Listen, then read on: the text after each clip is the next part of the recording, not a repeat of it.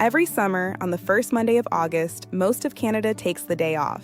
Beaches fill up, barbecues fire up, cottages get one more good weekend before the season turns. And here's the strange part.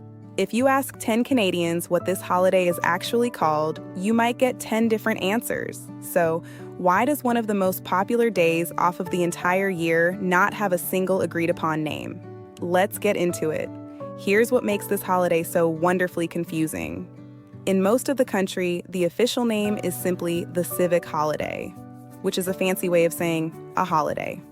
That's it, that's the name. It's like calling your dog, dog. But travel around and the names start multiplying.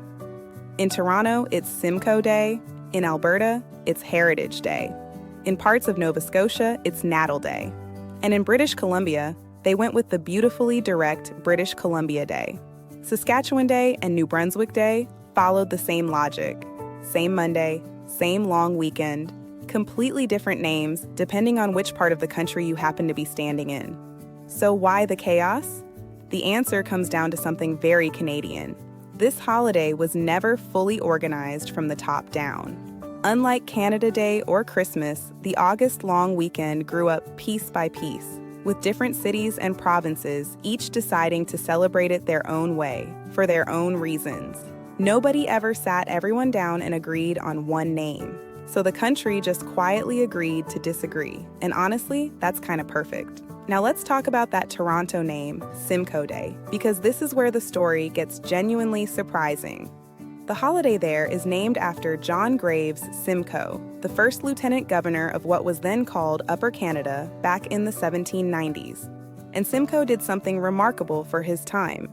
In 1793, he helped pass one of the earliest laws in the British Empire aimed at limiting slavery. It didn't free everyone overnight, and the full picture is complicated, as these things always are. But it was one of the first pieces of anti-slavery legislation anywhere in the British Empire, decades before slavery was abolished across it. So the next time someone in Toronto grumbles about not knowing why they have the day off, you can tell them, it's named after a man who helped strike an early blow against slavery in Canada. That's a pretty good reason for a long weekend. But here's the twist that trips up newcomers and locals alike. In some places, this holiday isn't even officially a statutory holiday. Take Ontario. The August Civic holiday is widely observed, banks close, most offices shut down. But under provincial employment law, it is not a mandatory paid holiday. Which means that technically, some employers are not required to give it to you as a paid day off at all. Most do. It's become such a fixture of summer that skipping it would feel almost rude. But legally, in certain provinces, this beloved long weekend sits in a strange gray zone. It's a holiday that half the country treats as sacred and the rule book treats as optional. So there you have it. The August long weekend is a holiday with a dozen names, no single origin, and in some places, no legal guarantee at all. And yet, it's one of the most cherished days off of the entire Canadian year. Maybe that's the most Canadian thing about it. We didn't need a rule book to agree that in the middle of a short, precious summer, everyone deserves one more Monday to do absolutely nothing.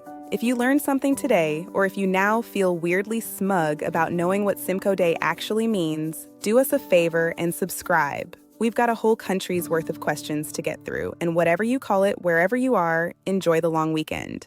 See you next time when we ask another one. So, why Canada?